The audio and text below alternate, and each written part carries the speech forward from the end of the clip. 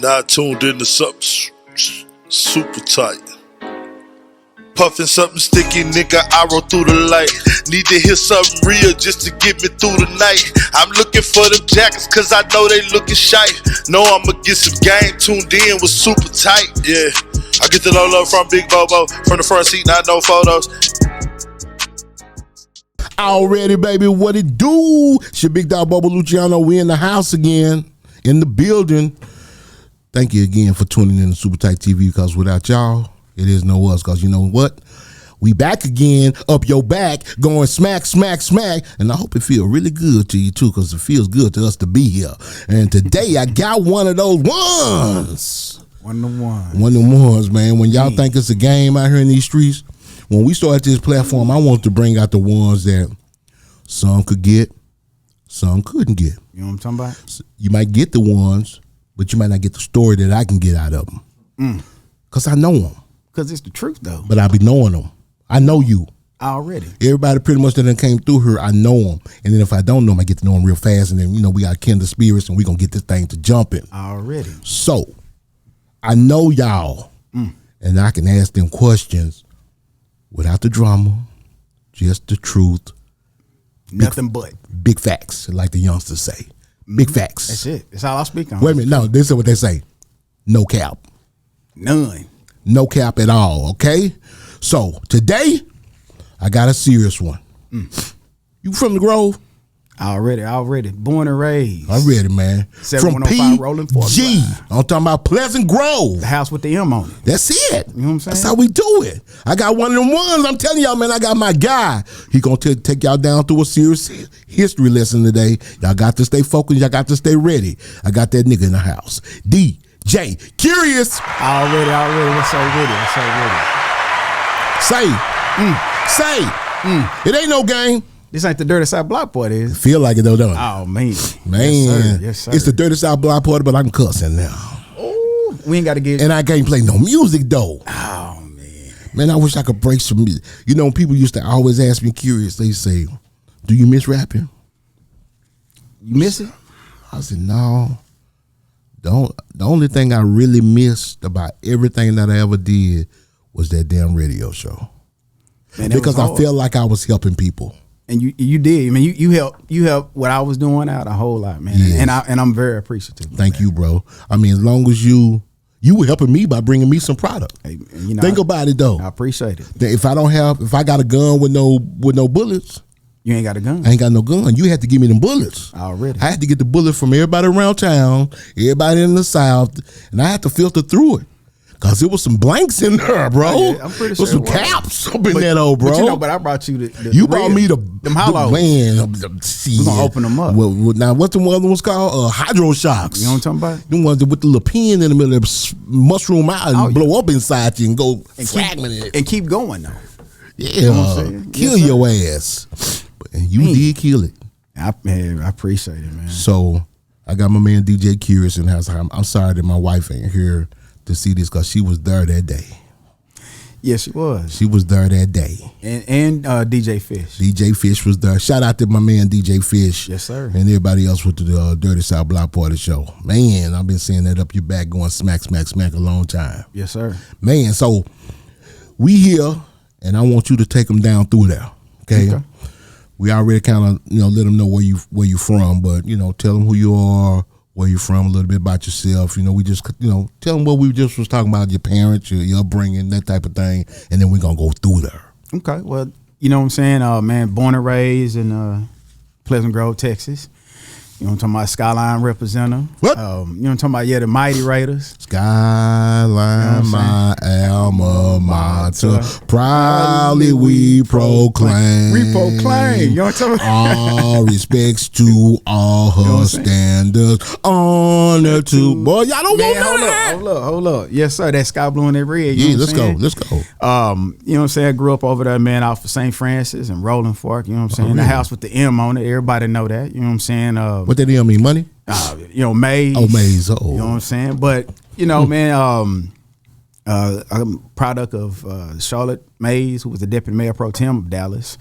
Dr. John Mays. My dad had a doctoral degree in education. Okay. You know what I'm saying? And then just a solid background, man. Number 8 of 9 children. Yeah, man, it's a lot. You know, it's a big blended family. You know what I'm saying? And you know, I just make sure that every day, even to this day, still that I honor my mother, and my father. For sure. You know what I'm saying? For just trying to make sure I live up to the name. You know what I'm saying? And the foundation that my parents have both laid. You know what I'm saying, throughout the city and all that, just to make sure that I honor them. And for the most part, I guess my strength is to help people. You know what I'm saying? And that's just what I love to do. We need more of that. Mm-hmm. You know, and it's just from that, man, growing up, man, I played a little ball up there. You know what I'm saying? I wasn't no D1 prospect or nothing like that, but you know what I'm saying, I did pretty decent. You know what I'm saying? And then I want to say back in like 1992, really started kind of getting off into music, you know what I'm saying? Yeah. And getting a foundation. What motivated you to do that? Man, I just love music, you know? And I had a friend of mine, his name was Carlos Brown. His father and his uncle had started a record label called Platinum Touch Records. Okay. And they had a house fire at one point, and then they ended up getting their house restored. Mm-hmm. So one day I was over there, and they was still getting the house repaired and stuff, man. And I started hearing all this music banging out the back. I'm like, man, what's going on back there? They like, oh man, we got a studio in the back. Oh. So his dad done put a studio back there, and a new refurbished studio. No, they didn't have one at first. That's what I mean. It came with the refurbishment. Right. Yeah, with the upgrades. Because they had a tree business. It was Brown's Tree Care. Okay. And then from there, they had this record label. And his uncle, I started seeing his uncle more. Okay. And his uncle was named Jerome Brown. He used to go by J-Bomb in the streets. Okay. So through that, they had a group called V-Flow that had signed to Itchy Bun Records. What part of Dallas is this? It's Pleasant Grove. Okay. Now, they had a DJ, Reggie D. You know what I'm saying? So this was all when they was in high school. Okay. So all these dudes, and I'm hearing all these records that they was recording back there. They had the drums and the keyboards and all that. So I'm hearing all this and that, and I'm like, hold on. Yeah. They started letting me pick the singles and stuff, and I'm listening to how they arranging and all. I'm like, hold on. And I kind of started digging, and this is in '92. It's your fun. Oh man, I'm like, hold on. I took a little piano. I ain't do great at it. Yeah. But I knew that the music, I had an ear for that. Yes. You know, so then from that, we fast forward to 99. Mm-hmm. I'm out of high school now, and I run into Jerome Brown, and he was a street executive for Priority No Limit Records. Okay. So now you know who the hottest label, right? You know, then is No Limit. At that time, yeah. You used to work for No Limit, didn't you? Yes, sir. Oh, yeah, I remember so that. Because he put me on. Oh, I just remember you working for him. Yeah. So J-Bone put me on. So now I'm a street rep for No Limit Records. So I started getting the plugs on those things, and that's how I started kind of moving around in the industry. Okay. So then that's when the DJ Curious was born, right there. DJ Curious was born. Right there. So did you ever DJ? So for the most part, I started DJing in little parties here and there. Yes. But for the most part, my strength was in doing records. Yeah, mixtapes. I remember that. How many mixtapes would you say you have? Right now? My RTDs is, I want to say at least some 35 in the R&B screw tapes. I'm about 20 in the rap.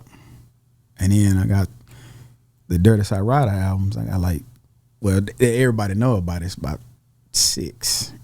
It's really like 7. Because I got an unreleased album that don't nobody got but me. Who on there? It's all the DSR crew. From the original. The original DSR. Mm-hmm. Who rapping on there?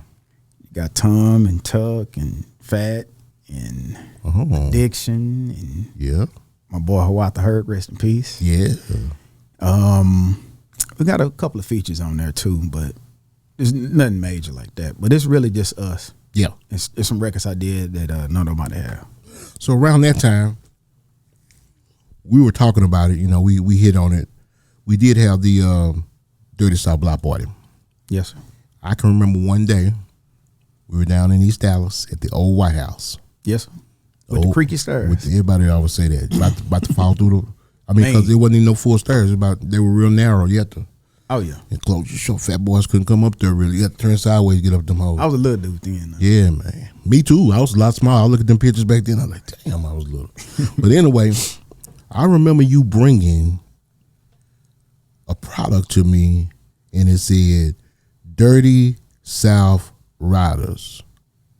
You said, this is my group. It's called DSR.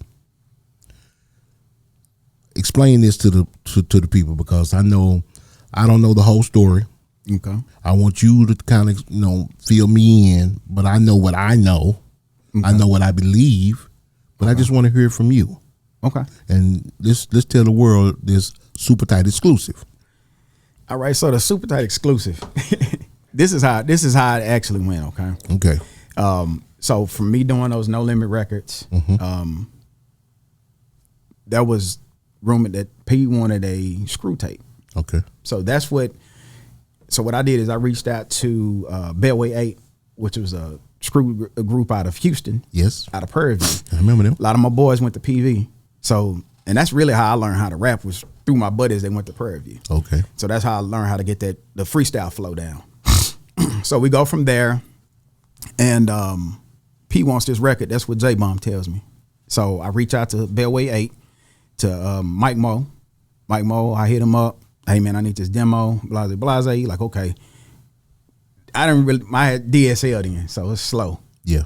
Takes forever to get that record to me, the demo. Yes. So he's like, man, look, I put it in the mail, but you got to give me at least 2 weeks. I'm like, all right, I'll give you 2 weeks, bro. Well, while I'm waiting, my birthday rolling around. Yeah. I want some turntables. So I hit up moms and pops and like, hey, I need to get some turntables, because my intention was to do regular just mixtapes. Okay. I'm ordering mixtapes online and getting them, and I'm like, man, I want to do that too. Well, we fast forward to a little conversation. I'm hearing some guys talking in the store, and they talking about screw. And I had some screw tapes, man. I had some gray tapes, and I'm listening to it, and I'm digging it, because in my mind I already hear the music, so I already slowed down before I even learn how to do this stuff. I'm just that's how I hear it. So I hear these guys talking, and they kind of discuss how it kind of go. So I heard the conversation. I said, well, hey y'all, I'm out. I got to go home. Ear hustle. I go home, and I start messing with the pitch, and then I start playing with it. Man, you figured it out. I figured it out. So now I done got the demo. Yes. I did it myself. I'm sorry about that, Mike Mo. I'm sorry, dog. I had to do it. So I didn't turn that one in. Is this the first time he's heard that story? This is the first time, Mike. I'm telling you, I'm sorry, bro. I had to put mine in. Okay. But it didn't go nowhere. So okay. we good on that. Okay.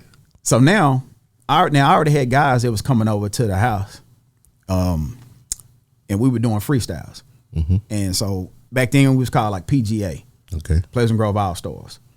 And it was like my boy KD. I even had my little sister on there rapping, like John Yale, and I had my boy DeMarco and a guy named Jeff doing beats, and another cat named Lone Wolf, and my best friend Curtis, and this guy named Octavius. Yeah. And my boy Bristol Collins. They went to Skyline with me. So we all doing these freestyle flows and stuff, man. Mike Gibson. And we were doing these flows, and my boy KD. And we just getting these tapes done. So we just started adding up. So we getting all these PGA records going, and then it started expanding. So I started having, man, a whole bunch of cats coming through. Yeah. This guy, I ended up meeting this guy named Kobe Savage. I know Kobe. You know what I'm saying? So I just during that time, all these guys is getting introduced to me. Then I meet AP. Yeah. You know what I'm saying? And I start meeting Caesar, and then everybody started coming to me just doing freestyle tapes. Well, now I got the screw going. I'm like, man, hold on. Maybe I can start doing some screw tapes. So now I'm like, well, I'm gonna start trying to move these things. Yeah. So the place to go for me in Pleasant Grove was through T-Town. T-Town Music and More. George Lopez. Shout out George. You know what I'm saying? Yeah, shout out to George.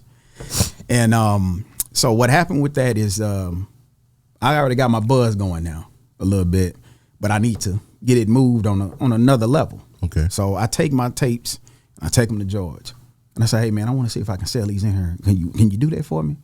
Well, the only way he was gonna do it was through consignment. That's right. That's what he did. So I'm like, oh man, I thought we was better than that. Because I've been knowing George since. You thought he was gonna buy him outright? Man, well, because check it out. I've been knowing George since 1985. Okay. We grew up together. We had a different relationship, I want to say at the time. We was in karate together. Okay. You know what I'm saying? At the YMCA over there, Southeast YMCA, right across from Hood Middle School. Yeah. So he grew up with my older brothers. And I know his mom, dad, sister, brothers, all that, cousins, and all that. So, I was like, okay, I put it on consignment. So I would go and put the tapes in there, and they growing dust on them. So I'm like, okay, I can't do this. Hey, man, can I come in here and work in your store, to move my tapes? Yeah, okay, yeah, you can do that. So I go in the store, and I start moving them. Yeah. And then they start moving. So, I was going there, man. Hey, I got the new Swisher House. We got this. Joey got that, and he got this DJ Curious. And he come here like, man, DJ Curious, man, yeah, whole ass nigga. He ain't. Who said that? Somebody that don't know me. They don't know who they talking to because I didn't sell it like it was, hey, this is mine. I'm just like, this, and that might be the last one I chunk in there. Mm-hmm. And then somebody come in, what's up, Curious? Like, what's up? Oh man, it's you. Oh man, my bad. I was just playing, bro. Let me get it. I don't take it personal because I know he don't know me and I don't know them. Yeah. So then from that point, man, my tape started moving. Yeah. Then one day I'm up there and it's this another cat. He up there. He worked for Def Jam doing street promotions just like I'm doing it for No Limit. Mm-hmm. Well, that's Pow Wow. Say, man, you know what I'm saying, dog? What's up? Let me get me and Cam get on your tape. Okay. So then me, him, Pow Wow, and Chameleon there. We do my tape, PG-44. So this is all before DSR. Yeah. And I'm featuring my boys from the PGA up on, on the tapes. So all through it, man, I got the hottest songs that's out, just like a Swisher House tape, but it's a Dallas flavor, which is mine. Now, at the time, the only other person that was doing screw tapes here in Dallas was Cap. And Cap from the Bum. Yep. So, they got their stuff going, and then I got mine. Mm-hmm. So self-taught. And I got the flows on there. They ain't really got the flows on there like that. They just chopping and screwing stuff. Yeah, yeah. But I want to put a little flavor on mine, and I do mine at a different speed from everybody else, and then I do mine a little bit different. All mine's by hand. I ain't got no computer or nothing. I just got a CD burner and these turntables. These Pioneer. What I'm doing on I want to say the 500s. So I get the tapes going. They moving. Then. So then George had a little incident with them peoples. They came through there and took all the CDs and the movies and stuff. For what? Because they wasn't right. They didn't have no barcodes on them, so they were illegal. So I didn't. So it's a tag and bag kind of deal. A bootlegger? Yeah, it's a bootlegger. Even my tapes is in there. I just did. You know what I'm saying? I'm sorry about this too, bro. The Scarface the Fix album. Yes, I touched it before Watts them did it, and it was in there, and them things was moving. So are those because let me ask you a question. Mm-hmm. Are those the CDs that he got in trouble for? Yeah, all the stuff that wasn't copyrighted. Oh, like your stuff? Yeah, my stuff, Swisher House. Okay, got you. The movies and stuff. Oh, got you. I thought you was talking like a bootlegging situation. No, he had real stuff in there, then he had like mixtapes and stuff. Oh, okay. That was about to. Yeah, no, it was like it was a cat. Shout out to DJ T-Roy. That's he used What's to up, T-Roy? You know what I'm saying? He used to move his mixtapes and stuff through there, and he had the movies. He had the multiple VCR burner and all that kind of stuff. You know what I'm saying? So he had a lot of stuff in there too. So they end up taking all that. So I want to say it was worth probably about 10 grand worth of product that was taken. Wow! Like that one day. Bye. Gone. That hurt. Yo, that hurt. Oh yeah, that hurt, man. That'll make you cry. That'll make a young man cry. Yes, sir. You know what I'm talking about? All in one swoop. So let me ask you this. Mm-hmm. You already said it, but I just want to clarify. All this is before you came up to KNON. Yes, sir. Keep going. So then we get from that, man, and I get a phone call. It's from Lopez. Okay. And he wants to me to get my best rappers all together and let's form a group. I'm not interested. For one, just because I got rubbed the wrong way as far as how I started to, how I had to move my mixtapes. Yeah. Because I didn't feel like I got the support that I needed from him, on that. And I got it. I had to go earn it on my own. Yeah. You know what I'm saying? It just, you want to do something different. Yeah, the support one, I didn't need to do that because I was already becoming successful without that. Yeah. Because I had everybody, I had just a whole bunch of different people that I could feature on my tape, and I wasn't just locked in already. You know what I'm saying? So I was like, nah. And this went on for about 2 or 3 weeks. Okay. And I had another buddy of mine, my boy Jaye Rocker, and Jaye Rocker was like, man, why don't you just go ahead and do it, man? I was like, I ain't really feeling that, bro. You know, to really be honest with you. And then and at this time, the rappers that were kind of just started being featured on my screw tapes was my nephew Addiction. Okay. OE the Thriller. They had a group that was called DSP. Already. That's with Ken Dog and Psycho B2. So it was them 4, but they were the main 2 that kind of would always come around. Addiction is your It's my nephew. It's my sister's son. Okay. And we were doing a lot of work together. Yeah. At the time. And then a friend of mine from elementary named Freddie Kane. Freddie Kane had introduced me to Pico Train and AWACS. So he would come over. Those guys came over with Freddie Kane, and they were doing some flows. And then from that point, right, I'm talking about like right before this ideal of this group that could come together. Yeah. My boy Freddie Kane comes over and say, man, look, I got this other cat, man. He want to come over here and rap on, you know what I'm saying, on some stuff with me. And then it was Cedric Tuck. Cedric Big Tuck. You know what I'm saying? So I'm like, okay. So, you know, they come over one night and boy, I still got the flows. I still got, this is before DSR stuff. Okay. I still got the flows right, and I got them in my pocket. Damn. You know what I'm saying? So that's got receipts. You know what I'm saying? I'm trying to bring it to this day. It's the PGA 14 album. Yeah. So I got those. And Tuck was on that thing. I was like, hold on. Like AP's on the 13 and the 14. Yeah. You know what I'm saying? But I hear that. I call like AP. I call his brother Roscoe Price. And I was like, hey, yo, y'all got to check this dude out. I'm playing it over the phone. Yeah. They hearing Tuck. I call Addiction and OE. I'm playing it on, dog, you think Tuck can come through tonight? So, man, he just was over like 4 o'clock this morning. They're like, man, hit him up. So I hit him up. Tuck like, yeah, I can come through. So Tuck come through again. Man, we made it like another 10, 12 songs. Yeah. The next night. So now I got them. And then, so, you know, I was like, you know what? I hit up Addiction. I was like, hey, man, what you think about it if I do it? And like, man, well, if you want to do it, then we'll do it. So then I said, okay. I went in and called George and said, all right, man, I'll do it. But I got conditions. And he agreed to them, which was, I got control of the music. Okay. You be the money. Okay. And it's not done until I say it's done. That's all I ask. Yeah. Just let me have total control of that, and we can do this thing. He agreed to that, and we was good. Now, the name Dirty Side Riders comes from his wife at the time. His wife made that name up?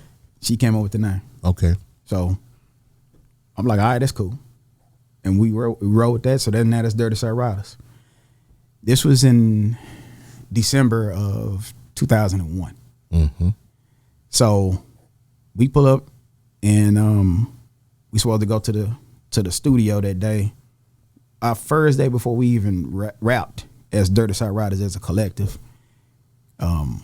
We go up to Bruton first, and I see I'm walking in there, and I see my boy Hawat the Herd walking through there, and he like, "What's up, dog, man? Like, man, I ain't seen you in a minute," because he was playing football. He graduated with my little sister from Skyline, and he like, "Man, I'm up here." You know, he back in town from school. He played football at Midwestern State, and he was like, "Hey, man, George hit me up. Was like, he about to start a rap group or something, man. He told me to come through." I was like, oh, because George had told me, he's like, there's one guy I want to bring in. Yeah. I'm like, oh, I check him out, see who it is. So it ended up being Hawatha. Now, I never heard Hawatha rap, but I was like, I mean, all right, cool. I mess with him. I know him. I've been knowing Hawatha since like 1990 or something. You know what I'm saying? So, like, all right, cool. We'll see. We'll do it. So it ended up being Hawatha. So we get an interview by Murder Dog Magazine before we even put down a flow as a group. And they wrote the article. They want to write the article. It's DJ Curious and the Dirty Side Riders. So no. Don't do that. No, don't do that. Make it just Dirty Side Riders, because we all is one. I don't want to be separated from them. Yes. Because I'm a team player. that's the way to do it. You want to have it like a team. That's real. So that's how we got to that point. This lead me all the way up to the White House. Was George involved at the White House? Well, hold on. So before we even get to that, so let me see when I bring. So before the White House, we record the album. After that interview, I take the album to George the next day. Because we did it like on a Friday, all day. We recorded Volume 1, the Freestyle Massacre, all in one day. Yeah. Then I go home, chop and screw it. And it's turntable. So if I messed up, which I did, I made some mistakes. Yeah. I had to go back and fix them by hand. So I had to start over from scratch.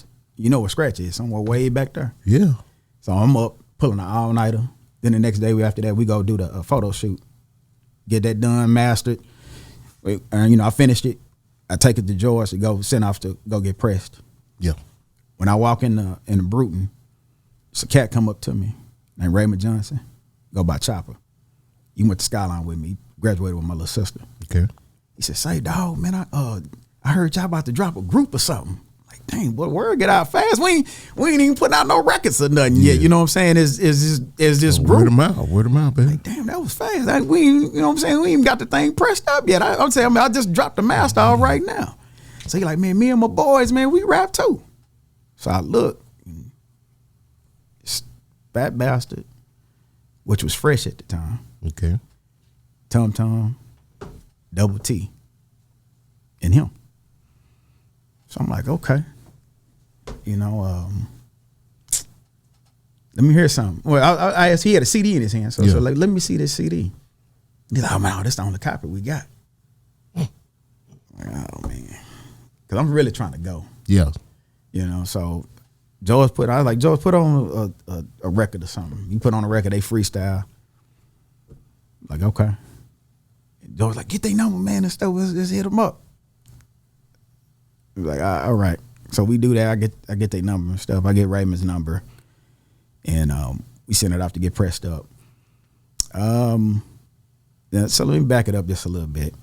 The way that how you got those cast of characters for the group wasn't really. I had more people in mind too. Yeah. For the group, which was like it was AP, the Apostle. You had Caesar the Don. I had Smiles Greengrass, which used to go by Lil Poppy back then. The Hour Bright. I had a cat named Swan. I had another cat, man, he was from Texarkana, Young Candy Coated, and my boy Bristol Collins, who was on a lot of the PGA stuff. That's why I wanted to be on the original tape. Okay. Sometimes you tell people, hey man, I'm about to do this, and they be like, yeah, okay. And they don't believe you. Yeah. I guess they didn't believe. They didn't believe it. But I don't hold grudges. And I'm like, okay, well, maybe on the next one, because the way that the group ended up really being when the way it was supposed to have been. Because, now those are not, I can't say this fact because it's not fact, because it didn't happen like that. But if things would have worked out the way it was supposed to work out in my mind, how I had it planned, it would have been a way bigger entity than what it ended up being. Yeah. So now I bring you back to where we were, and I ended up hitting the guys up and putting those guys for Volume 2, which kind of upset the cast of characters that they saw. Now, now at this point, I had informed them of what I just told you about us just being bigger than what we was, So we do that. I get the songs to the guys, but before we do that, we had some side business that we had to take care of because of some stuff that happened before the group came together like that. So we took care of the little side business that was on the back side of that, because I had a cousin of mine that was kind of into it with some of the guys. Okay. And I did it as a peace treaty. Basically, just say like that. You know what I'm saying? Mm-hmm, Because it wasn't worth nobody getting hurt over. Nothing like for that. real. So we did that. Peace was made. So then we moved forward. We got Volume 2 done. With Volume 2, I went back around and circled the wagon again to ask some, the guys they want to be on. They kind of passed on it, but we had another up and coming artist that was kind of in the count, which was Caesar the Don cousin, Mr. Wills. So that's how you got Mr. Wills. That's on the volume 2 with those guys. Yes. So I paired them up. They kind of already knew each other because they all went to school together for the most part. Some of the guys was from like Lancaster at the time. Okay. For like with Tom and them. And so now we got volume 2 done. Okay. Now that's when I hit you up. Because I'm like, you know what? I think we picking up enough steam to where we about to get ready to do shows and stuff now. So we get the shows start going. And I'm like, we need to get a buzz. So that's, the guys that's talking about, well, for radio, you got to have this payola and all this kind of stuff. And somebody like George and us like, man, we ain't finna pay for that. Yeah. But I said, man, you know what? Hold on. I know it's a real one, though. It's over there at 89.3. You know what I'm talking about? My boy Bobo. You know what I'm saying? So ain't no payola. You know what I'm saying? So I hit Bobo up. And actually how I did it, I want to say I just came up there. You did. I remember that day. And came up them stairs, them squeaky stairs, man. Yeah. Squeaked through there, and you was live on, and I'm outside the door. You know what I'm saying? The door was behind me. Gave me the finger like, hold on, man. You know what I'm saying? So you gave me and you let me come in while you was on like a commercial or something. You had something playing, and I was like, hey, man, look, I got this group, man, Dirty Side Riders. I want to see if you can break us on the radio. You like, let me see what you got. And I want to say I gave you the Wrecking Shit, which was with the Volume 2 guys. It was off that Busta Rhymes Pastor Cavassier remix beat. Pastor Cavassier. Hey, Pastor Cavassier. And they didn't even want to do that song. I'm like, man, I don't care what you want to do. This what y'all gonna do. Oh, yeah. Sometimes you got to force them. They like, man, we ain't feeling that beat. Make them uncomfortable, baby. So, man, I'm telling you, this is what it is. Yeah. Slim Thug done wanted it, man. It ended up being on After the Capitol. Yeah, so then, man, after that Slim Thug, man, that feature we got from them, man, went hard to work, started working on that volume 3. Yeah. And that brought the whole thing all together. You know what I'm saying? We started putting in different features. Like from DSP, which was like Psycho B and Ken Dog. We added that back to it. Yeah. I brought that element together. After that, I brought Freddie Kane in there. And then we even got we got 2 songs from Cottonmouth. Oh, yeah. Cottonmouth Jesse. Cottonmouth Jesse. We put him on a couple of things. On that Ay Ay Ay, that was from Yin Yang Twins. And oh man, what was the other one, man? I can't remember the other record, but it's 2 records on there on the volume 3. Then we also added, you know what I'm saying, some other songs that was from one of George's projects, the I-45 album. Yes. We met that Pimp So Hard We Dragged the Mink on the Floor record on there. Pimp so hard I dragged my mink on the floor. You know what I'm saying? You know that's me singing that. Yes, sir. How you know that's me singing? And I could tell that voice, man. I got that ear. That's that DJ ear. You know what I'm saying? Yeah. Niggas laughed at me. Oh, you did the thing though, man. Niggas laughed at I was like, me. man, hold on, who is this cat right here? I said, that's Bo, nigga. That's from that 89.3. That's that dude. So man, hold up. You know what I'm saying? I ain't had no problem touching that record though. Something there. You chopped and screwed it? Chopped and screwed that thing. Ooh, I gotta hear that. You know, so it's the DJ Curious version. I gotta hear it. Cause that era, wait a minute. man, that era. Yes. I gotta hear it. Yes, sir. So we did that, you know what I'm saying? So we almost had that record ready, that album ready for the Capitol Beach Party, man. We went out there, man. We had a lot of fun out there that day at the Capitol. And then after that, things kind of slowed down for a second. Yeah. After volume 3. Somebody was living real high that day, you know, around that time. Somebody was doing what? They were living high. Who was? Well, somebody. Yeah, the man was. The man was supposed to be in the back, you know. But it's a you know, the money man. Yeah, the money man. Okay, there we go. Now that cause we still was struggling. We were starving artists still. Yes, but it's all to the good. You know what I'm saying? We made a way out of nothing. We got that volume 4 done. Yeah, but that was off of. So what year is this? What year is this? So this whole thing. 1, 2, 3, 4. Volume 4 come out 1 year. 1, 2, 3, 4, 5. Everything is out 2002. Ooh. The whole thing. Wow. You know what I'm saying? We did all this and just like that. How'd it go sideways between y'all? What happened to make it go left? Made it go left. Loyalty. Between me and Mia Lopez. okay. Oh, wait a minute. Okay, so you said it was people made choices. The line was drawn. Wow. So how that happened is the artist wasn't happy, including myself.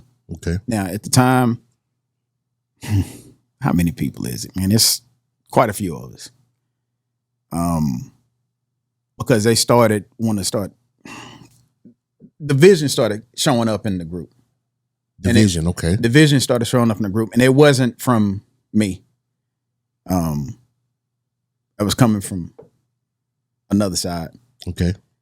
They wanted to start kicking people out. Okay. Which I wasn't for that because my plan, you know what I'm saying? Because I'm only here to speak facts and speak your mind. You know, and this is not no like no beef stuff or no stuff like because all this stuff is 20 years ago. Yeah. This is 20. It's a story. 20, It's your life. Yeah, this is number happened. fact. It's a number fact. It's the only thing I can speak of. Okay. I can't speak on the assumptions or maybes or anything. Bro, I'm telling you. I just always want to know what happened. I'm pretty sure people all around this you. Fact. Let's hear it. It's real life stuff. So the lines was drawn. Actually, the first person that was kicked out of the group was Big Tuck. He got kicked out of Dirty South Routers. He got kicked out of Dirty South. Who kicked him out? Lopez. Okay. And this is real stuff. Okay. And the reason why that happened is because that mistake was on me. I gave the artist copies of the first album. So I chopped and screwed it, had everything. They got the master. So the master, that same master I took up there to go get pressed. Yeah. I gave it to all the guys. All the guys had a copy.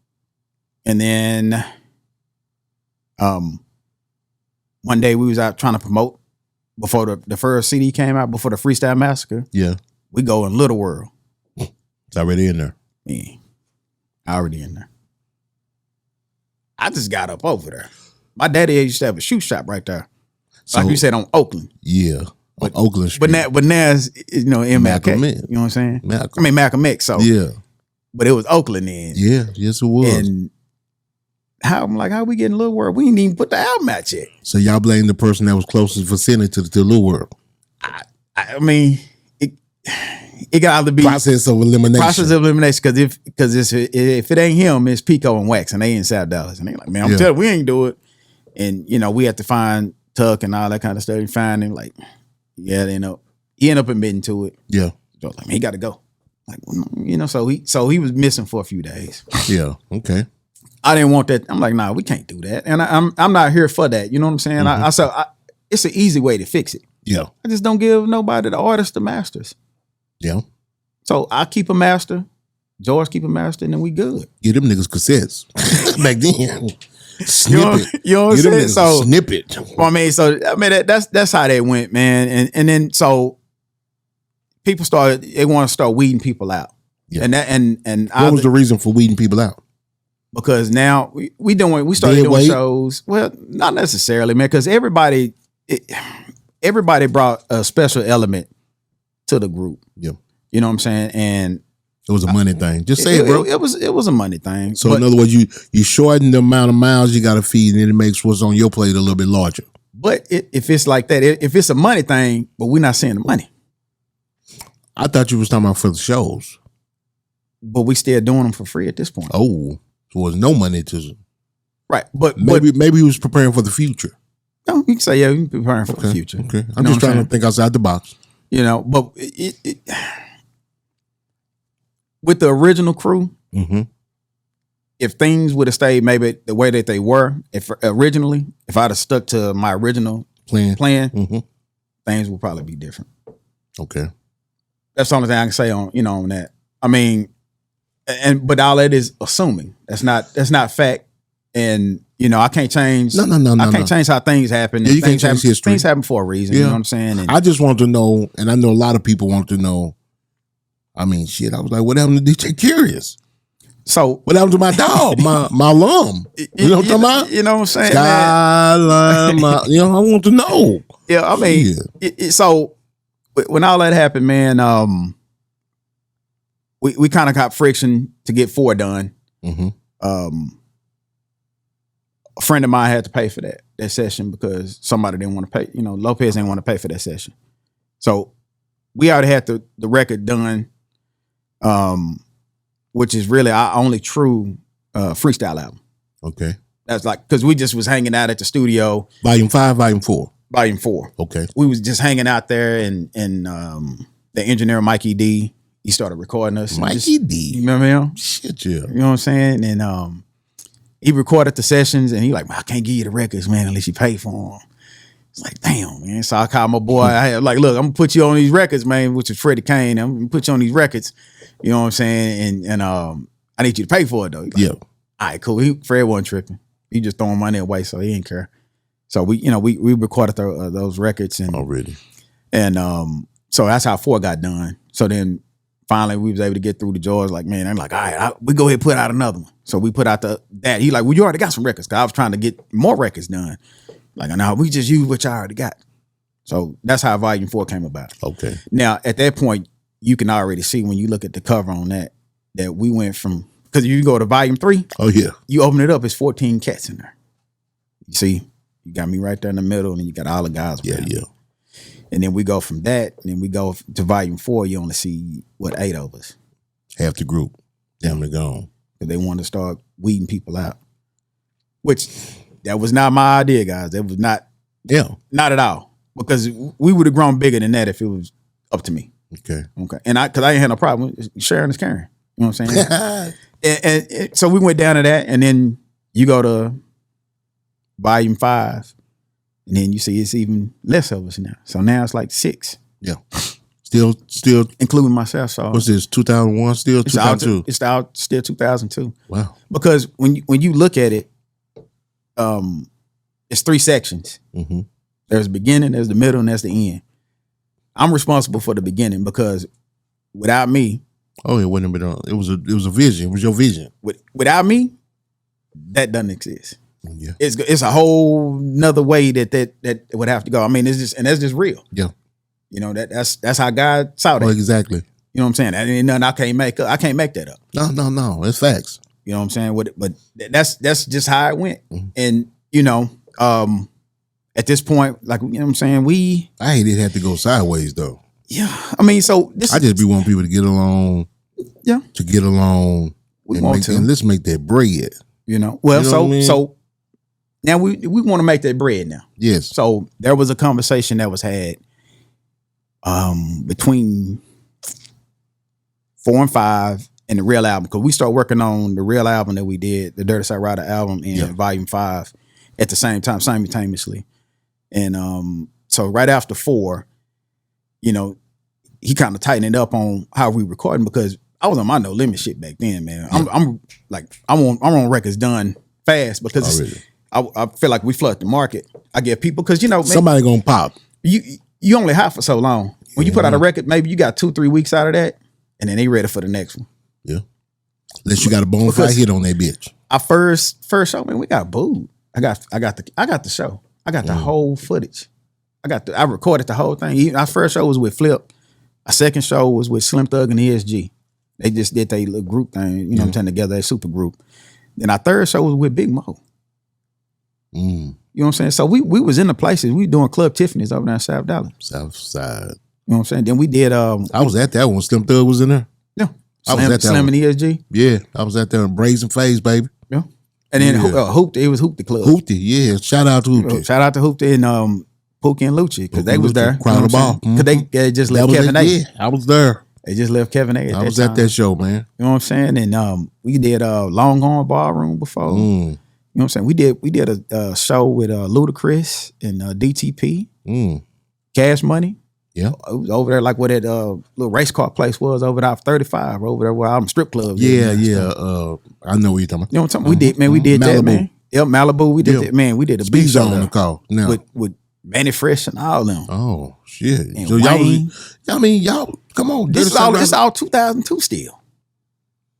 You know what I'm saying? So y'all caught the traction that you was the plan worked. The plan worked after getting booed at first. Yeah, you know. Well, that's getting you toxic. Tom want to fight. He want to beat up fans and stuff. Man, F them. They booing us. I'm like, dude, you can't get mad at them. That means we just need to go harder. That's it. We need to. I need to keep finding what we need. Mm-hmm. I'm ready to get back in the studio. I want to go now. Sharpen your craft. You know what I'm saying? So we just got to get better. You can't get mad because somebody don't like us. No. And that's fine. So I got to keep plugging away Yeah. until I find what I need.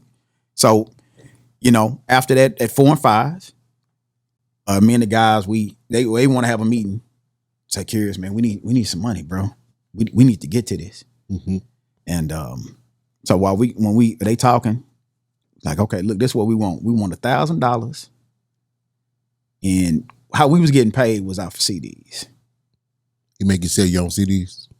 Yeah, we get a box of CDs, which was like 50 copies in there, maybe. Yeah. So if you sell them, for $10, then that's what you got. Yeah. But ain't nobody know us like that at one point, So I'm basically having to give them away.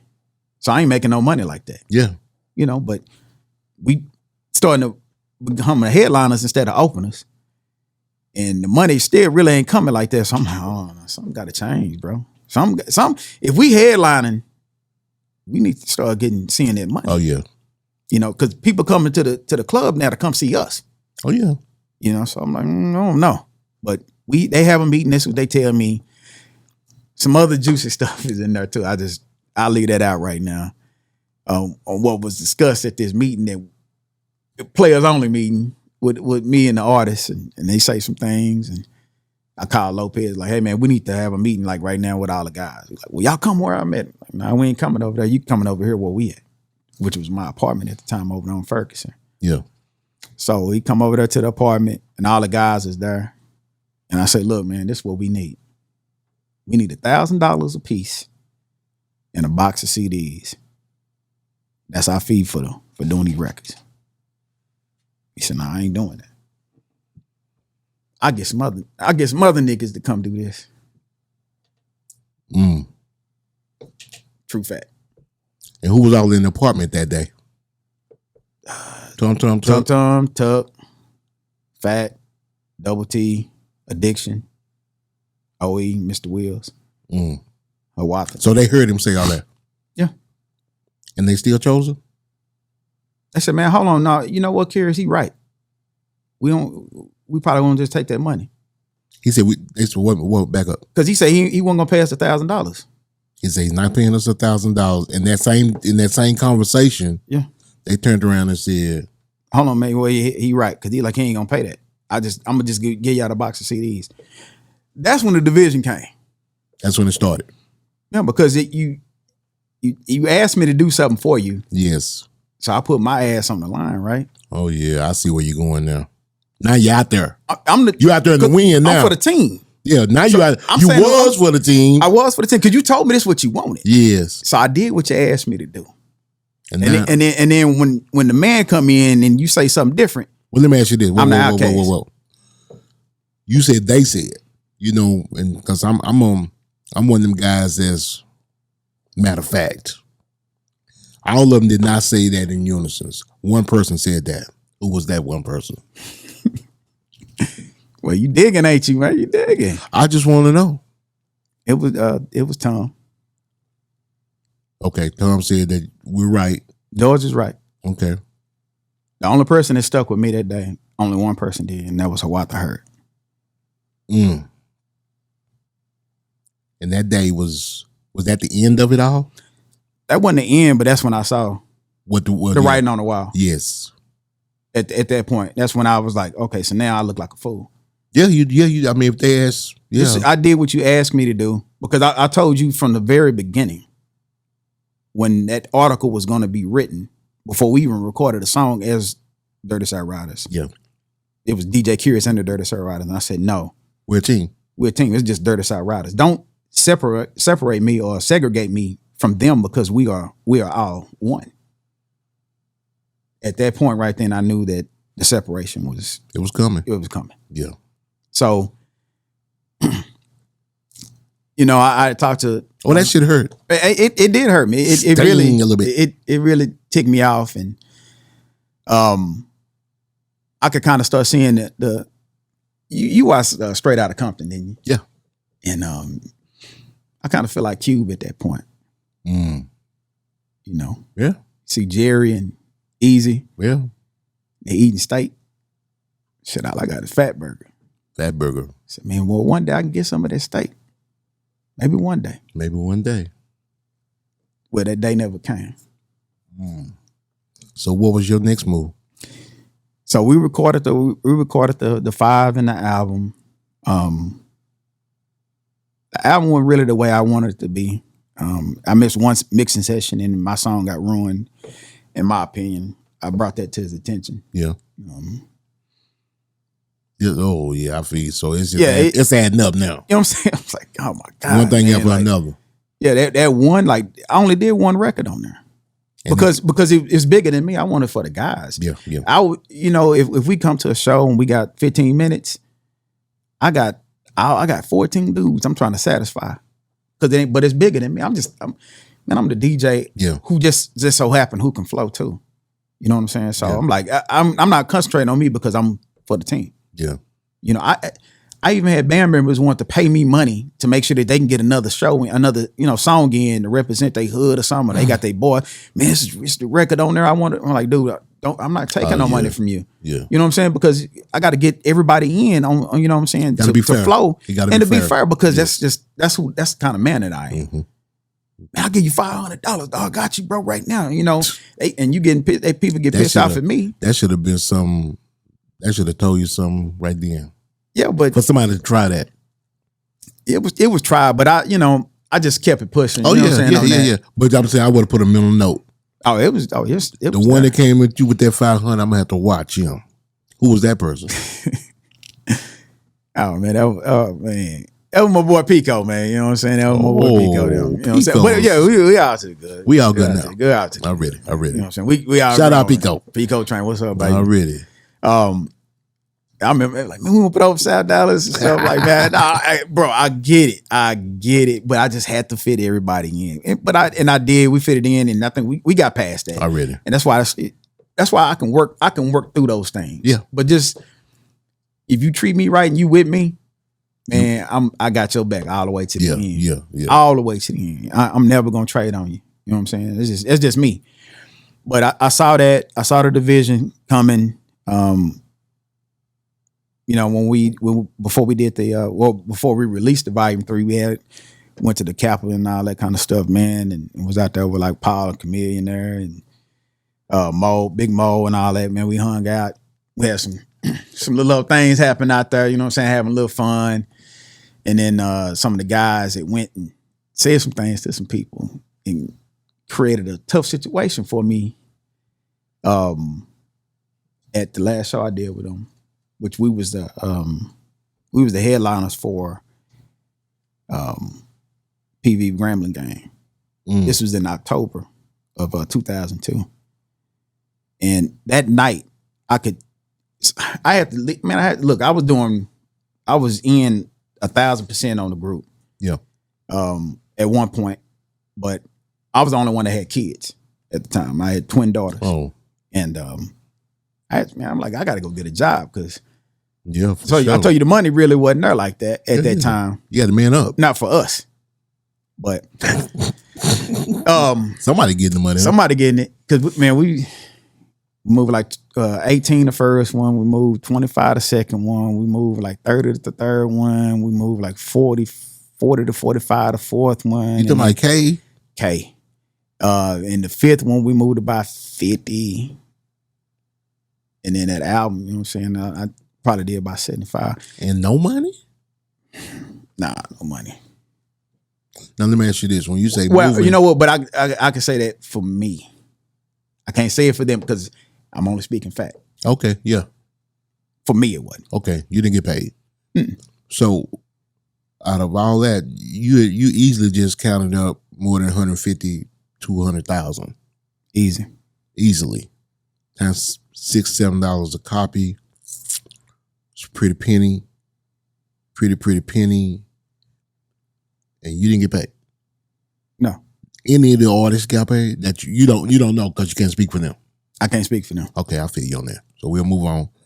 Oh, that's a hot topic right there. Scary subject, man. Anyway, handshake deal. Oh yeah, we grew up together. That's how they get. I know you're gonna take care of me because we go back. Damn. But I ain't see it like that. No. In hindsight. Oh, definitely things would be done. Oh, that's done a learning lesson. Yeah. Yeah, it's a big time learning lesson. Learning lesson. So, no more DSR. Well, after that situation, man, I felt it was a little sticky. You know what I'm saying? We did the show. You could cut the tension with a knife in there. So it was like them, and then it was like me and Philly Station. Yeah. Because that was my entourage. So I had them with me. And so on the stage, you could see the division. So the next day, we going to go record the Dynasty album. So we go, he's like, hey man, let's be at the studio like 3:00.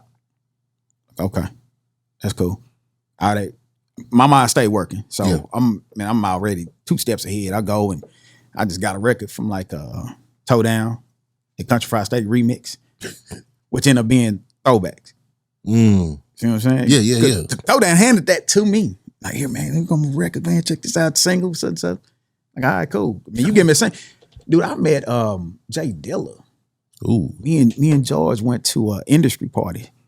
And it was at a club that was underground over there, Pacific Avenue. Yeah, that's I threw a party there one time. Pacific Bar and Grill. Pacific Bar and Grill. Yeah. We go down there, he like, man, we're going to the industry party. I don't know who's gonna be there. Yep. We go in there, man, and everybody got time ports. I ain't got no time port. I got a cell phone and I'm thinking I'm doing something. Oh yeah. They coming up, Robert Pack from the Maverick, just beaming into each other. Yeah. And then this little dude come around the corner, this little short dude, man, it was Jay Dilla. Wow. Slum Village. I met Jay Dilla, dog. Wow. Legend. Legend.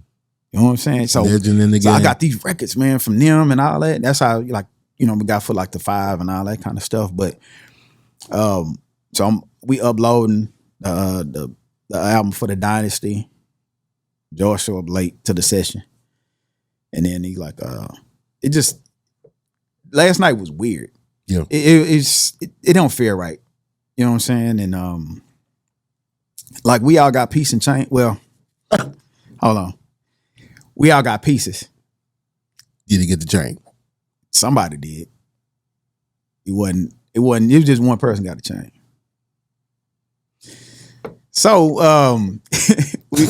I got a piece, no chain. Only one, but a Dirty South Rider piece. Mm-hmm. Okay. Oh, I had to get my own chain. Was it diamond down? No. It was white gold. White gold? White gold. Already. You know what I'm saying? You look at it like, a lot of people look at it like as an achievement. I was thinking about, those that's $6-7 times 200,000.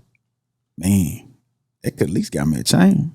Could at least got you some baguettes on that some, some princess cuts. Something, but man, I'm like, okay, you know what I'm saying? But just the piece, I get the box. I'm like, hold on, let me look for the. And he picked up that cotton. Yeah. You know how they wrap the chain under the cotton? He picked up the cotton. There wasn't no chain under that. God, that was a bit worse. I'm looking to see where it's at, man. They used to hide the chain up under the cotton, and just had a piece sitting on there. You be like, oh, that's a nice chain, piece and chain. Man, because I was working with TV Johnny to try to get the Curious piece done. I was working on that, man, but.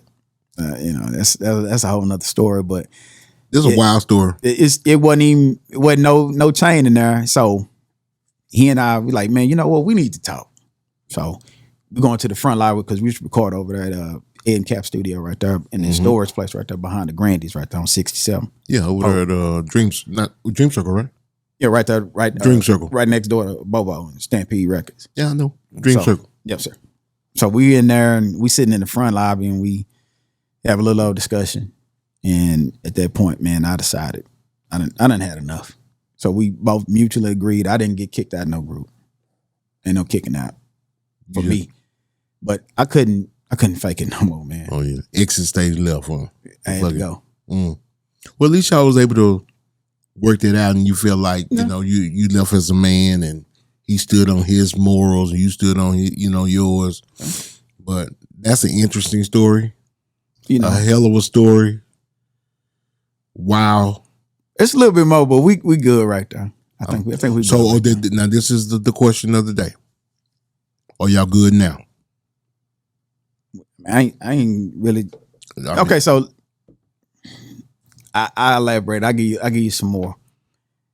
So from that point, I left. I really started getting off into stuff with Philly Station. Yeah. Because they were part of the original plan for Dirty Side Riders. And they kind of knew they wanted to kind of do their own thing. I planned on being all over the place, whether it's Dirty Side Riders or Philly Station, whatever, because Season AP, all that their stuff going, you know what I'm saying? They already kind of had it figured out. That's what they wanted to do. So it was easy for me to transition over to those guys because they've always been loyal to me. Already. You know what I'm saying? And I'm big on loyalty. Loyalty goes a lot, You know bro. what I'm saying? And still to this day, and it's been over 20 years that we have a friendship and brotherhood, you know, amongst each other. And I flipped over with them. I get a phone call from Addiction, and he tells me, say, man, Your nephew. my nephew, hey man, we working on this Street Sweep album. Like, okay, that's what's up. Like, man, we supposed to went in and did 4 songs tonight. Like, all right, he said, but it ended up being 5. So we went and did that 4. They're like, okay, hey, y'all ready for that next one? Like, nah, I ain't right to that. What y'all talking about? So that's when they came with this song they wrote. Now, you know, you like, This DJ Curious? yeah. There was a diss song. Oh man, it was more than one, but this was just the beginning of it. They said, well, but we gonna hold this. We gonna hold this in the chamber with, you know what I'm saying, just in case, which was called Wank Sir. It was called what? Wank Sir. Like Wankster? Yeah, but Wank Sir. Took a trip on the government name. You know what I'm saying? Yeah. So that was in the chamber. So I got wind of that before they even happened. So I was like, all right, cool. So Philly Station was like, we got one too. You know, we was going to the studio soon, so they ended up doing one called Lose Yourself after, you know, the Eminem record. Mm-hmm. So we had that one ready in the chamber for the maybes. Just in case they came with it. It came with, we can instantly respond back. Yeah. But then, you know, man, like it's rough for Dallas artists. God. It's rough for Dallas artists because it's division amongst each other, and that still carries on to this day. To this day. To this day with people. But I'm gonna be honest with you, it wasn't like that in the 80s. Yeah, it wasn't. In the golden 90s, era, yes, because we was all together. It was better times, and just right now, a lot of people don't respect each other's lane. You know what I'm saying? To be honest with you, competition is great. Yeah. Friendly competition. Friendly competition. Friendly competition is always great because it makes you try your best. You know what I'm saying? I'm gonna try to beat you, and I want you to try to beat me, and hopefully we both end up at the top. Exactly. See you up there, nigga. You know what I'm saying? That Yeah. type of shit. Yeah. So And I'm good with that. yeah, but when it got to be, it's always the niggas. Tap, tap, tap, tap, tap, tap. Say that nigga, that nigga. Right. Tap, tap, tap, Now, you know, it's that dude. you know, it was a lot of stuff that you know went on behind the scenes like that. But I cooled a lot of this stuff down because that's just who I am. I don't like But dealing the fact that it's got to go on in this city is what I'm saying. Right. You shouldn't have to cool it down. You shouldn't have to dead it. And it's not just your situation. It's been with other groups and other entities in the town for years. For years. It's and still to this day. And why you think that is? What's your opinion? Power, jealousness, envy. And envy is dangerous. Just everybody want to be on top, and some people just don't know how to play their position. But the thing is this, speaking on that, everybody want to be on top, true. Yeah. I think everybody want to be first. That's a good one. Yeah, because, I mean, it's room at the top for everybody, ain't it? It's room at the top for everybody. For everybody. Yeah, but it's the fact that niggas hate, I don't want to see you go before I go. That's what it is in this city. It's so cold-blooded, man. It's so corny. It is. If you think about it. It is. It's corny. It's not over no woman. It's not over no family. It's not over no money. It's I want to outrun you to the top. Yeah. And if I don't, and if I see you getting a little bit more ahead of me, I'm going to pull out the hate card. Man, and for no reason. I'm like, why? But why? But Dallas I don't is full get of it. Dallas is full of a bunch of spoiled brats. And then you got people that We are, bro. and wanna, you know, people enjoy being on the sideline when they don't have to. Sideline hating. They throw the rock in there. It's sideline hating. And put the ripples I in used the to have water. a song called nigga on the sideline hating. You know what I'm talking about? Yes. And It's always them. That's the one I tell you be on over there. yeah, all that side, Ain't got chatter. you ain't even in the booth. What you even talking to my dude for? Yeah.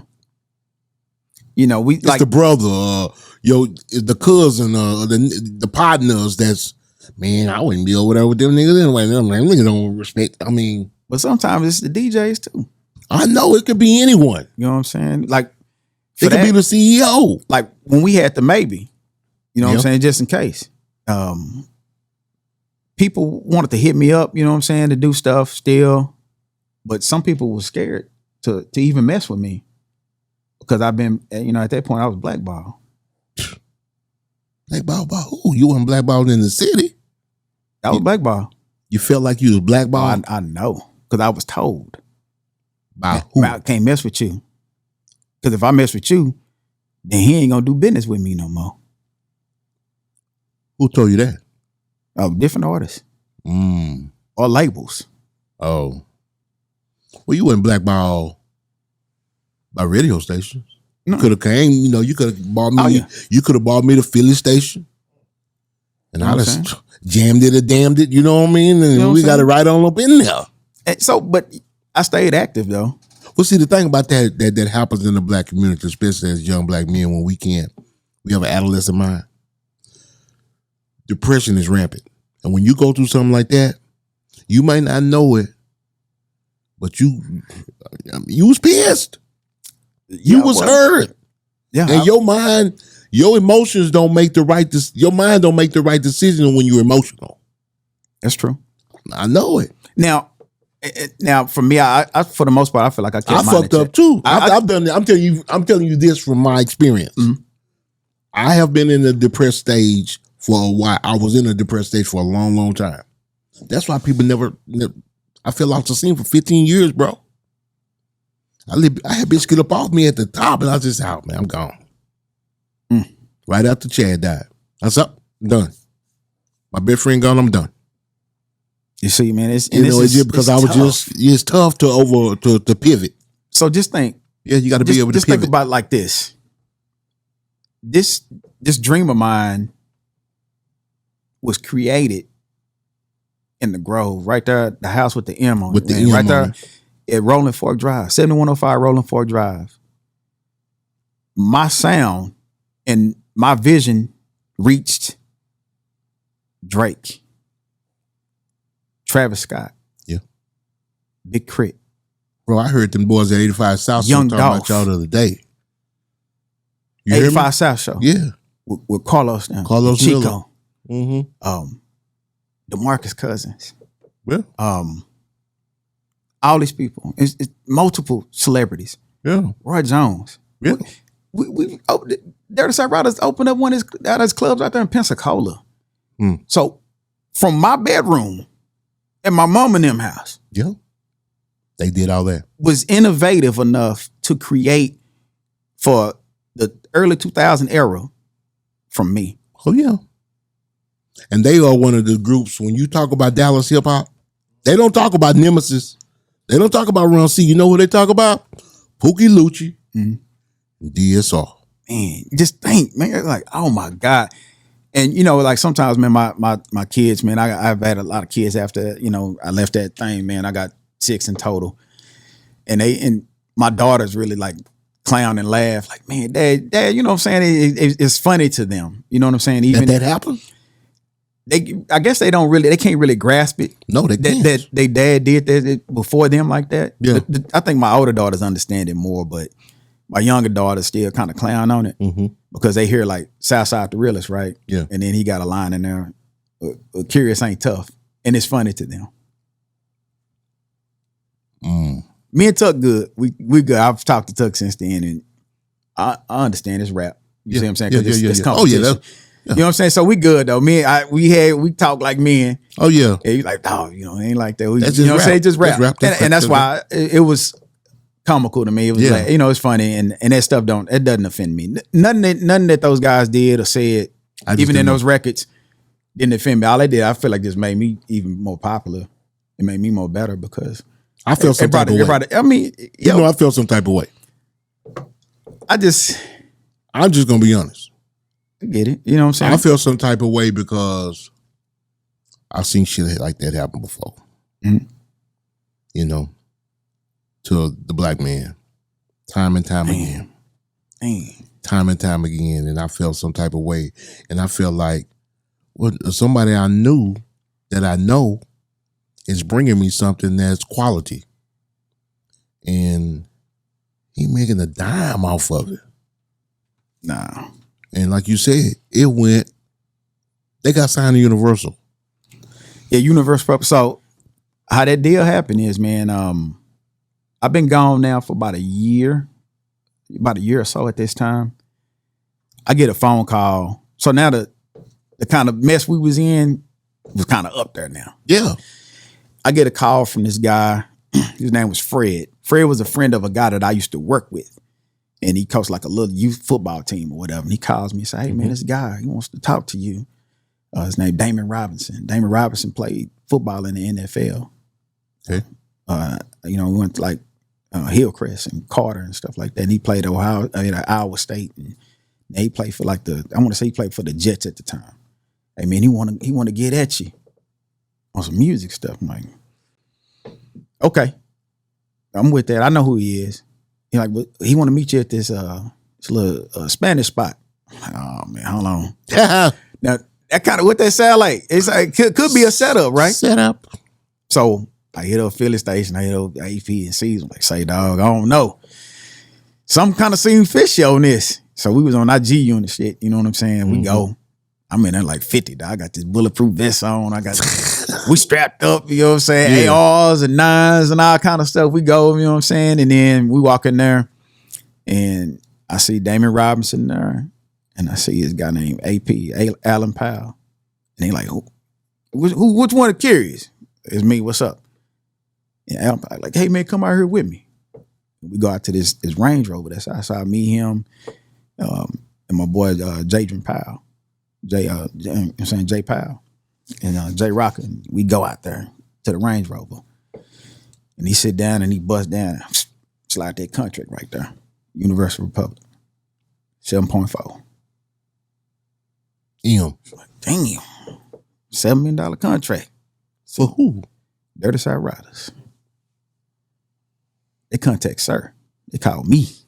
Yeah, for that, and you had to. Slid that shit back. I said, man, I ain't with them no more. He like, what? The group done broke up? I said, nah, man, the group ain't broke up. I'm just not with them no more. Wow. Now, if I wanted to at that time. You better man than me. I could have said, okay, well, I'm going to go back. But that's against my morals because if you wasn't with me then, what make you going to be with me now? I would went right back in. Some people say, man, you foolish for that. I would went right back in there and said, AP, y'all Dirty Side Riders now. AP Caesar, you gotta change the lineup. Dirty South Riders, right from this point on. Oh man! So we changed it from Philly Station to Dirty South Riders. God, what? Dog. And it'd have been. And like, how we gonna change up like that? But you know, man, from that man, I'm just joking. I think they, I think he like, man, we can get his contact. I ain't got his number no more. Wow, I had his number, but I wasn't for sure. It was heat in the city. So I think what they did is they contacted my boy. Shout out to Big Ant and Big Ray. You know what I'm saying over there. They took over managing the group after that. That's the middle. And if you want the middle, I don't know nothing about them. If you want the middle part, those will be the good guys to go to for the middle. Because I can only speak on the top half of how the construction is. Because this is a 3-part story to that. Yeah. And I couldn't accept that, man, because it's just money comes, but loyalty is forever, man. Yes. Money come and go. Money come and go. Yes. Because it was a lot of hands in the pot on that. from what I've heard, because I can't say that this is fact because I'm only speaking on fact. I heard Big Chuck had and the disclaimer is there's house. no hate. There's no hate or nothing like that. No, none They whatsoever. said Big Chuck had a nice house by the lake. Hey man, what? Yeah, Joe Poo Lake. Somewhere. Yeah, Joe Poo Lake. They said that motherfucker was nice. Matter of fact, I saw it he had a little hood crib episode. Hey man, what about everybody else? Chuck had a nice house, man. But see, I don't know. It's just That shit was nice. Shout out my nigga Tug, man. oh man, yeah. Shout out said Tuck, man. I can't speak for everybody else. The only reason I know because the city was talking, and then he did that little crib thing, and I saw that. Yeah, and that was a nice. nice. Good job, young man. Man, Good job, young man.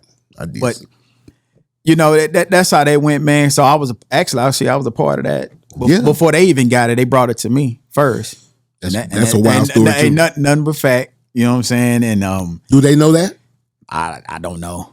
I know. They know now. They know. If they don't, yeah, they know now. I know God know, and God don't lie. I don't either. God did. You know what I'm saying? So but from that, man, God bless me, man, to You still here, baby? you know what I'm saying, to mess with my boys in the Philly station. I was able to help out another young artist, man. His name is Royalty.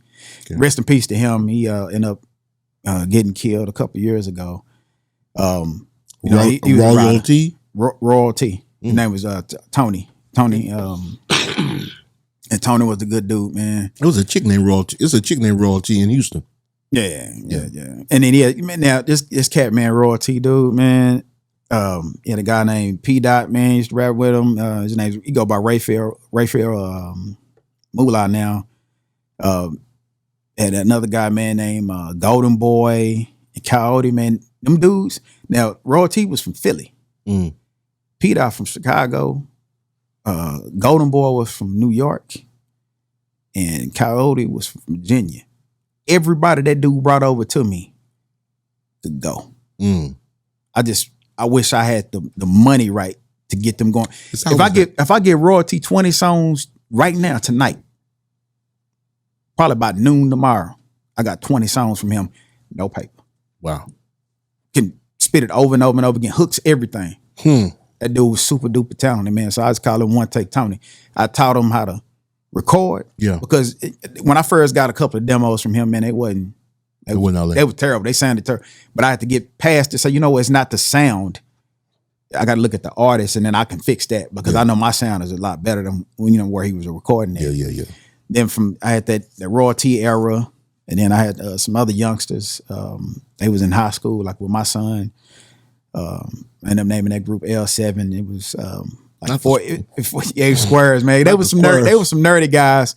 But man, they had a nice flow to them, and then they like wear polos and shirt and ties and stuff. Man, Cat Trey, Eno, cat named Twin, and then they had another guy. Man, I forget, but he ended up falling out before we could even start recording. So, I helped those guys out, man, and then I got right now, man, like bigger and better things. You know what I'm saying? Yeah. I mean, going like I got my niece, Money Carolyn. She's put out a mixtape and then she just put out her debut album that's doing pretty well right now, man. Yeah. And she's from Dallas? Yeah, she's from Dallas. Okay. What high school did she go to? She graduated from North Forney High School. Okay. She came out in... and her name is Money Carolyn. Money Carolyn. I'm going to check her out. She has a great sound, man. And then, right now I've been managing AP, the Apostle, for a good minute now because we've been friends for forever. Oh, really? Now AP gonna come get on this mic one day. Yeah. Now, what about a Money Cara? She too large for the super tight? No, well, she's not living here right now. She's living in California. But you know what? When she got to come back. Oh yeah, when she should have been. When she just came home, she just flew back on the first. Yeah, I was saying. You know what I'm saying? So holiday season. Money, I'm telling you, got to come through here, and I'm gonna get it set up with Bobo. We gonna treat you real professional. We got a professional environment out here. It's a journey to get here, but it'd be worth it. Yes. Man, I appreciate you coming through here, bro. Hey, man, I appreciate you having me on here. You guys have shout outs? I got shout outs, man. First of all, to the Lord, man. You know what I'm saying? Without him, you know what I'm saying? Anything, you know, everything wouldn't be possible without him. So that's first and foremost. And then after that, you know what I'm saying? Shout out to my wife, Shani. You know what I'm saying? and all 6 of my kids, you know what I'm saying? Kendall Kennedy, Reagan Sidney, Shamichael, and Sir Jr.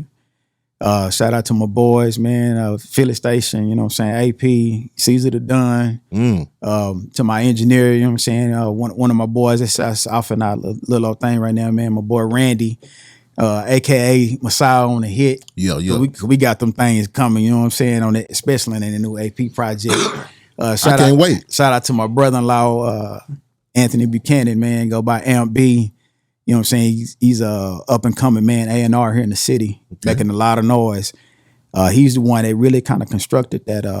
It was his dream and his construction for the Prophet God. Oh yeah. I think I met him, didn't I? You know what I'm saying? I think I met him at the studio that years. Yeah. So that's Amp B's vision right there for AP and Rakim and QP to put that together, man. I did the chopped and screw version on that. That's doing pretty well on all the streaming services for that. You know what I'm saying? And then,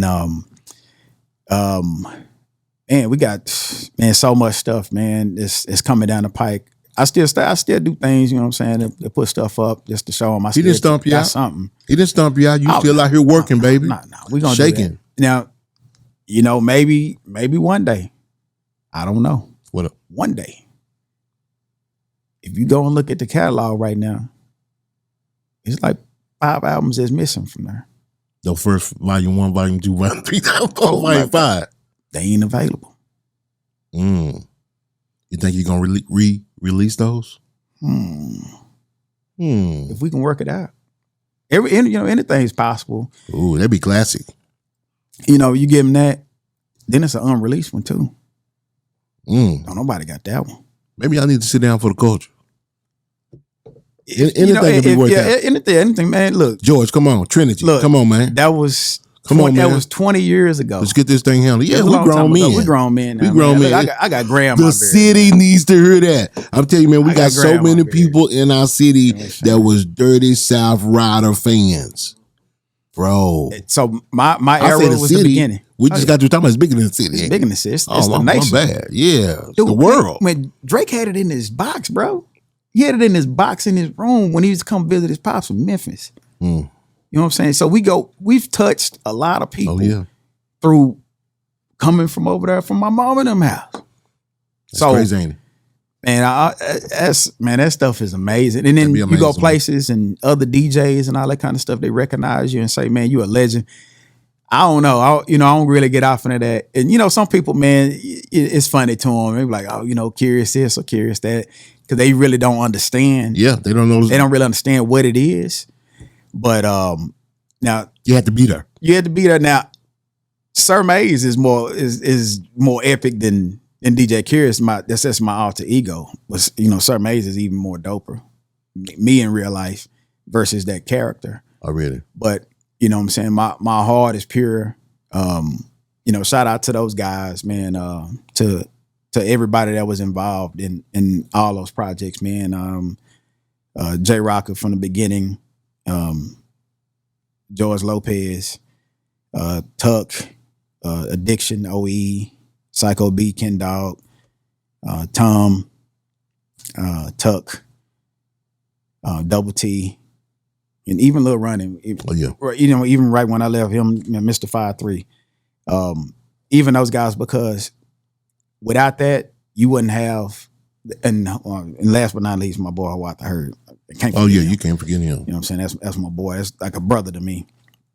And without all this, and even with the ups and the downs and the rights and the wrongs and all that kind of stuff, you wouldn't have this history. No. You know what I'm saying? And everything happened for a reason. Everything happened for a reason. And, and then, you know, God know where my heart is. And that's why I sleep comfortable every night, man. That's it, bro. And as long as you know you wasn't the one that, you know, whatever happened, you know, if you feel like you was slighted or in the wrong, at least you don't feel like you were the one that did the wrongdoing. I know I didn't do the wrongdoing. I can sleep comfortable, man. I ain't screwed nobody over ever. I treated everybody still with respect and still, you know, still like that today. Good. It's, you know, it's you still be, you know, pissed off sometimes and tough. And it's been 20 years. It's been a long time. So, you know, sometimes you gotta get your mind right and stuff like that. And this is therapeutic. Oh yeah, you know what I'm saying? Coming in here and I knew that if I was gonna discuss with anybody, it was gonna be you. Thank you, bro. You know what I'm saying? Because I know you've always been, you know, I always had my back and been supportive since the very beginning, even when those other jokers. Now you played me first, and then Big Bink followed behind you, but then after that, you know, everybody else had to catch on late. Yes, but you believed in me first, man, and I just wanted to shout out to you, man, and you and Fish for giving us a chance to try to bless these airways, man. Because without y'all, man, I don't know what would have happened to even break to where we can even start getting on radio, or for like somebody like a Tum Tum to be on like a 106 in Park to get Caprice Music up on there and all that kind of stuff, man. And then for those guys to still be able to perform today, and still make money and do all that kind of stuff, man. It's amazing. Yeah. For them still to have that opportunity. You know, I don't know what's up with like albums and nothing like that, because I know it's been a minute since they put out something, but Tom still working. I still, you know, I wish I could have we could have done a 20th year anniversary, because January the 29th of 2002 was the first day that we recorded the first volume 1, because I still got the masters.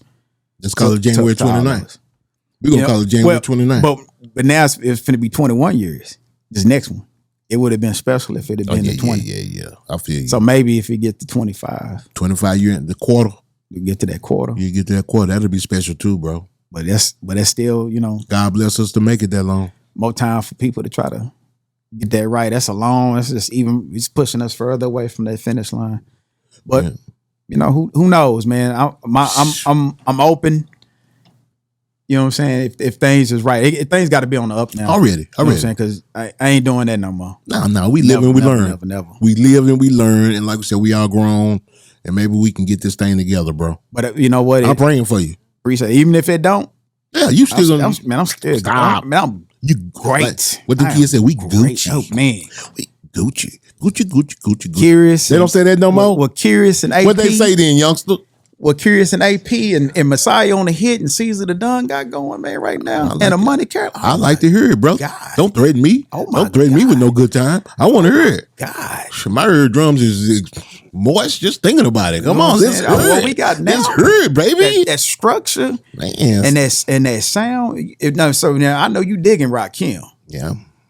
Now you know how AP get down. Yes, I do. You know what I'm saying? So you just can just imagine what that is times 10. Come on, let's go. You know what I'm saying? Quit threatening me. Hey, Rakim, my boy too. You know what I'm saying? Hey, man, I need to get my eyes right, bro. I need to get my eyes right. You know, so I know he can bless me with his stuff from the jungle. And come on, man. and that boy QP, what's up, baby? QP, baby. What's up, man? I appreciate you coming through, bro. Man, I appreciate you. You are a real super tight guest, man. I know some cats here that are doing it underground. DSP doing it underground. Freestyle Airway doing it underground. DJ Curie doing his little mixtapes. I'm like, shit, I just sit down with them boys and you know what? Let's make some money. You know what I'm saying? If they can do it, they on that level, just doing it underground, we can do the same thing underground. So, alright.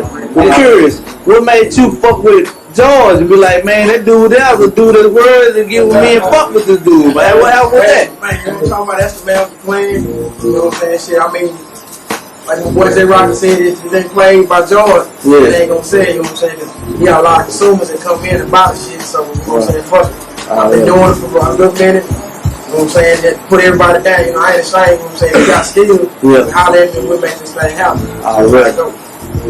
Hey, it's your girl Jazzy K from Super Tight TV. We want to thank everyone who's been watching and subscribing. And if you enjoy this content, please hit the notification bell so you can be notified every time we drop a new video. No, I'ma get some game tuned in with super tight, yeah.